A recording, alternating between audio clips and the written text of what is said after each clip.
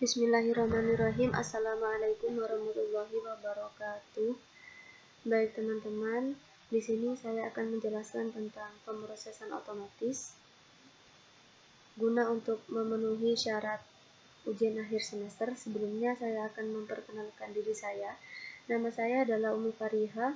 Saya mahasiswa psikologi semester 3 Universitas Islam Raden Rahmat. Nah, baik teman-teman, seperti kita lihat bahwa setiap harinya dalam studi tentang perhatian yang terbagi bahwa latihan sering menyebabkan kita meningkatkan kinerja secara otomatis.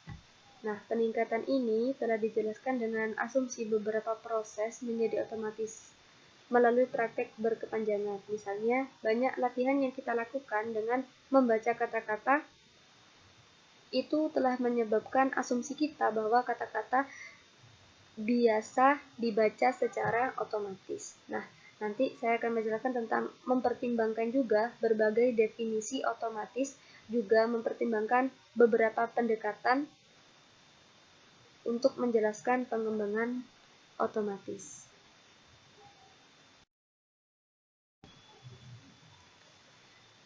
Tujuan dari pembelajaran ini bahwa pembelajaran yang menitik beratkan pada aktivitas yang terkait dengan kegiatan suatu proses atau pemrosesan otomatis untuk meningkatkan kapabilitas atau kreativitas siswa melalui proses pembelajaran.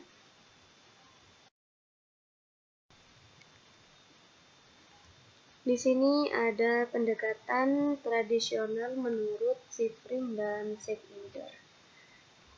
Shiffrin dan Schneider membedakan antara proses yang dikendalikan dan proses yang secara otomatis.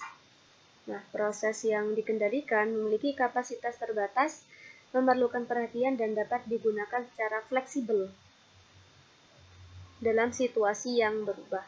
Ya, yang kedua yaitu proses otomatis tidak mengalami keterbatasan kapasitas atau tidak memiliki batas, tidak memerlukan perhatian, dan sangat sulit sekali untuk dirubah setelah dipelajari.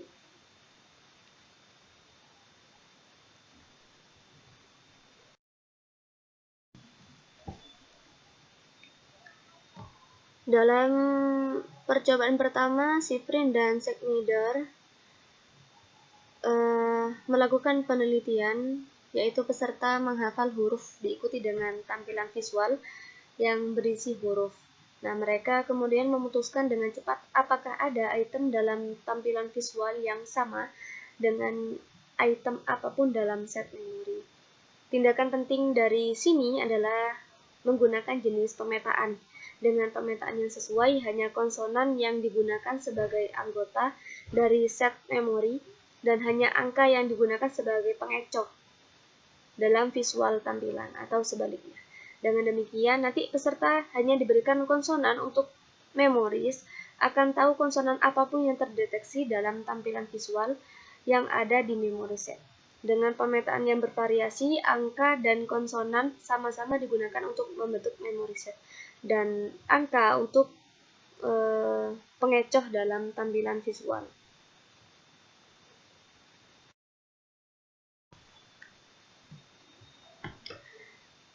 Di sini bisa kita lihat, yaitu di sini ada grafik.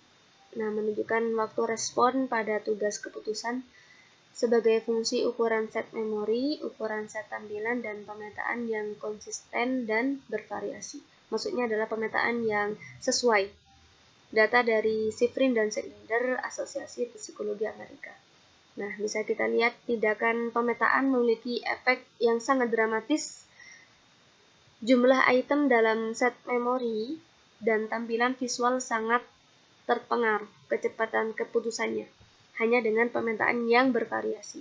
Menurut Schneider dan Shiffrin, pemetaan bervariasi melibatkan perbandingan berurutan antara masing-masing item dalam set memori dan setiap item dalam tampilan visual hingga perbandingan dicapai atau setiap perbandingan telah dibuat. Nah, sebaliknya, pemetaan yang melibatkan proses otomatis yang beroperasi secara bebas dan sebagian secara paralel. Proses otomatis ini telah berkembang melalui latihan yang berkepanjangan dalam membedakan huruf dan angka.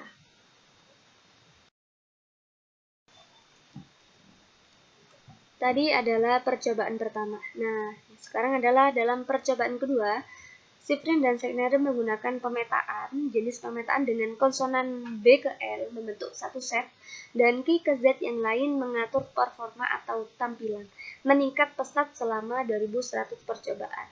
Nah, ini mencerminkan peningkatan otomatisitas. Setelah itu ada 2100 percobaan dengan membalikkan pemetaan yang sesuai atau menukar memori dan set tampilan visual. Dengan pembalikan ini butuh hampir 1000 percobaan sebelum kinerja membaik atau pulih ke tingkat di awal percobaan. Bukti bahwa mungkin ada keterbatasan atau tidak ada kesadaran dalam kondisi pemetaan yang sesuai dilaporkan oleh Jensma 2001. Nah, meningkatkan otomatisitas atau diindeks oleh peningkatan kecepatan kinerja adalah disertai dengan penurunan aktivasi di area yang terkait dengan kesadaran, misalnya pada korteks prefrontal dorsolateral. Nah, singkatnya, proses otomatis berfungsi dengan cepat dan paralel, tetapi tidak fleksibel atau bagian kedua dari percobaan kedua ini.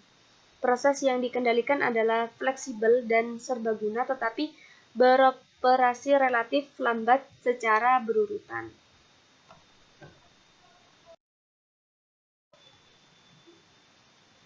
Apakah ada keterbatasan pada pendekatan Shiffrin dan Schneider? Tentu ada.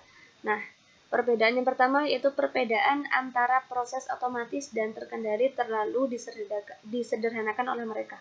Yang kedua yaitu mereka berpendapat bahwa proses otomatis beroperasi secara paralel dan tidak menuntut kapasitas perhatian, dan kecepatan keputusan tidak terkait dengan jumlah item. Namun kecepatan keputusan lebih lambat ketika set memori dan tampilan visual keduanya berisi beberapa item. Nah, yang nomor 3 yaitu teorinya lebih deskriptif. Jelas tidak menjelaskan bagaimana pemrosesan terkendali berurutan berubah menjadi pemrosesan otomatis secara paralel.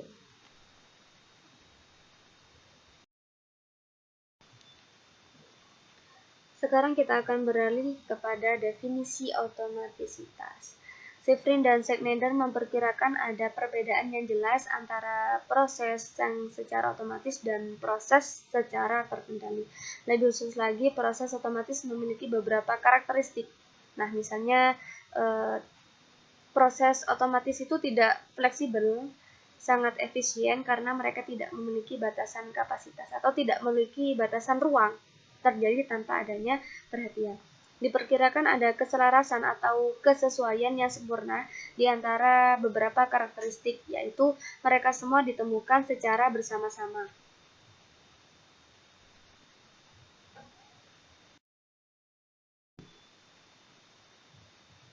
Ini adalah 4 kunci karakteristik yang terkait dengan otomatisitas. Nah, bahwa Morse dan D. Howard 2006 dan Morse 2016 mengidentifikasi 4 kunci karakteristik yang terkait dengan otomatis, yaitu pertama, tidak sadar. Yang nomor 2 yaitu efisien atau menggunakan kapasitas perhatian yang sangat kecil, jadi sederhana. Yang nomor 3 yaitu cepat. Dan yang terakhir yaitu tujuan tidak terkait atau tujuan tidak terkendali. Nah, maksudnya seperti tujuan tidak ada, keadaan yang diinginkan kita tidak terjadi. Nah, itu menurut Morse 2016.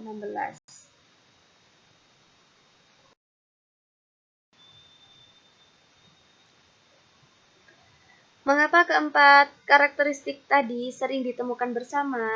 Karena menurut Logan, otomatisitas adalah pengambilan memori. Nah, jadi kinerja otomatis ketika didasarkan pada pengambilan jalan masuk langsung dari solusi masa lalu dari memori. Nah, misalnya jika kita diberi masalah 24 kali 7 Maka kita berkali-kali akan mengambil jawaban 168 secara otomatis tanpa melakukan perhitungan otomatis. Proses otomatis cepat karena hanya membutuhkan pengambilan solusi masa lalu dari memori jangka panjang. Nah, mereka membuat beberapa tuntutan pada sumber daya perhatian karena pengambilan yang terlalu banyak dipelajari informasi relatif mudah. Akhirnya tidak ada kesadaran yang sadar proses otomatis karena tidak ada proses signifikan yang mengintervensi antara presentasi stimulus dan pengambilan respon yang benar. Nah, terlepas dari kekuatannya, teori terbatas Morse 2016 ini yaitu teori ini mengimplikasikan fitur-fitur utama dan otomatisitas. Biasanya akan semuanya ditemukan bersama, namun ini tidak terjadi. Nah, yang kedua, diasumsikan praktik mengarah pada pengambilan solusi secara otomatis dengan peserta didik. Nah, jadi tidak memiliki kendali atas pengambilan tersebut.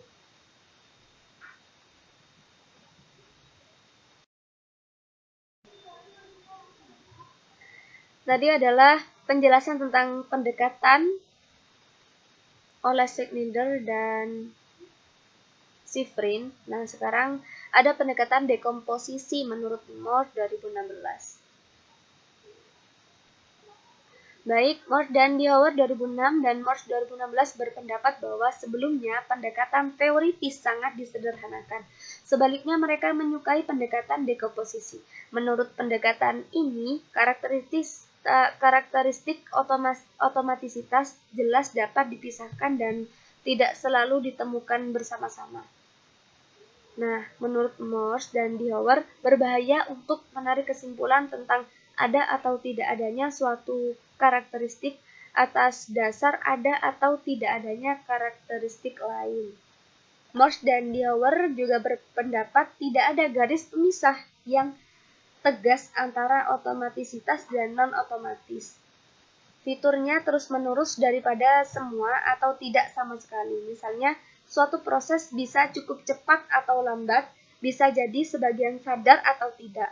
Nah, akibatnya dari sebagian besar proses melibatkan campuran otomatisasi dan non-otomatisitas. Pendekatan ini agak tidak tepat karena prosesnya 100% otomatis atau tidak otomatis. Namun kita bisa membuat pernyataan relatif. Misalnya proses X lebih atau kurang otomatis daripada proses Y.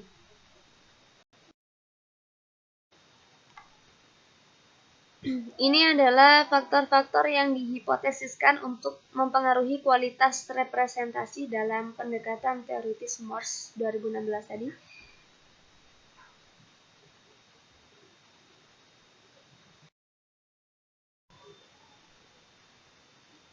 Morse 2016 menyatakan ada hubungan antara faktor-faktor seperti tujuan, perhatian, dan kesadaran jauh lebih kompleks daripada yang dinyatakan di dalam pendekatan tradisional untuk otomatisitas. Hal ini menyebabkan dia untuk mengembangkan dakun oratikal baru. Lihat gambar di atas tadi. Nah, landasan kuncinya adalah bahwa semua proses informasi memerlukan input dengan kualitas representasi yang memadai. Nah, ini didefinisikan oleh intensitas, durasi, dan kekhasan representasi.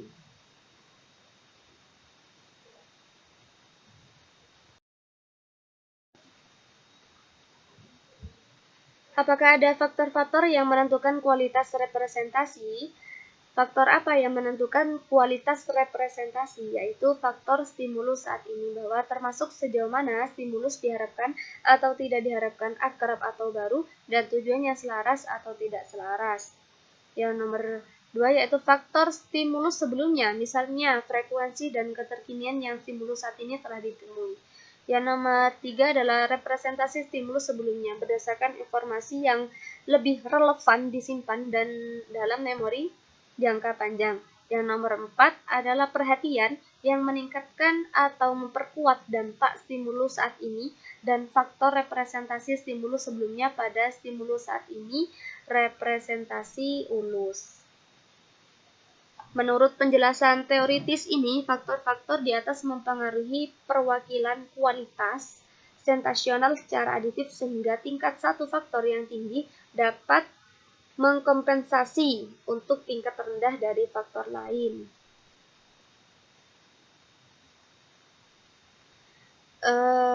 Ada temuan menurut kerangka teoritis Morse 2016 ada hubungan yang fleksibel, hubungan antara pemrosesan secara terkendali dan sadar. Ini kontras dengan pendapat Schneider dan Shiffrin bahwa kontrol eksekutif selalu terkait dengan pemrosesan sadar. Diao 2016 juga melaporkan ada temuan yang konsisten dengan prediksi Morse. Nah, Diao menemukan performa lebih baik pada hik hadiah daripada uji coba hadiah rendah, bahkan ketika pemrosesan tugas tidak terkendali. Selain itu, peserta menunjukkan penghambatan bawah sadar yang superior, bisa dikontrol atau dikendalikan. Nah, dinilai oleh potensi terkait peristiwa pada uji coba hadiah tinggi. Jadi, satu karakteristik otomatisitas atau pemrosesan tidak sadar hadir, sedangkan karakteristik lain atau tujuan tidak terkendali tidak ada atau tidak hadir.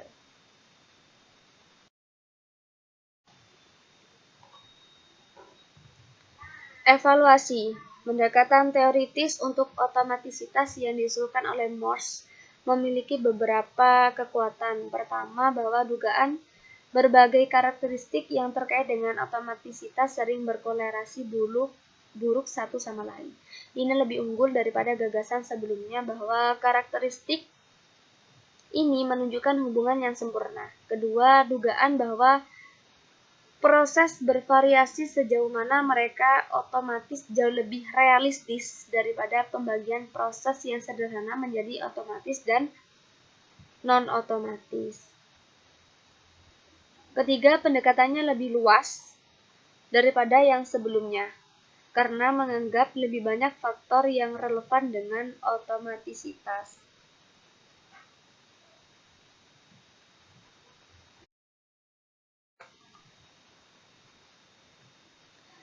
Apa keterbatasan pendekatan Morse 2016?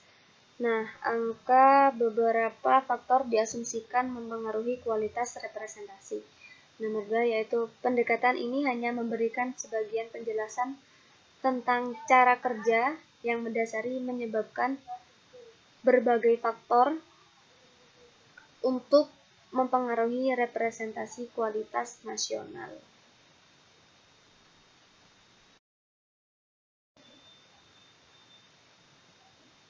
Ringkasan bab pemrosesan otomatis. Pemrosesan otomatis oleh Shiffrin dan Schneider membedakan antara proses terkendali yang lambat, fleksibel, dan proses otomatis yang cepat. Perbedaan ini sangat disederhanakan. Ahli teori lain memiliki proses otomatis yang diklaim tidak disadari, efisien, cepat, dan tidak berhubungan dengan tujuan. Namun,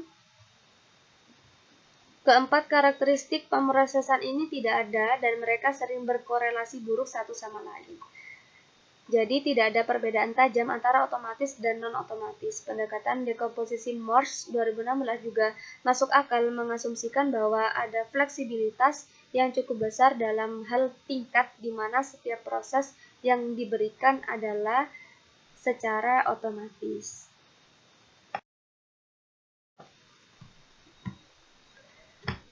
Baik teman-teman, mungkin tadi sedikit penjelasan tentang pemrosesan otomatis dari saya. Mohon maaf apabila ada kesalahan kata dari awal hingga akhir.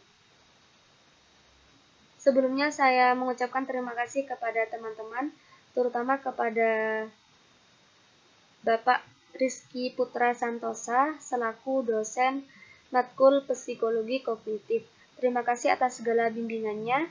Semoga bisa membantu teman-teman. Wassalamualaikum warahmatullahi wabarakatuh.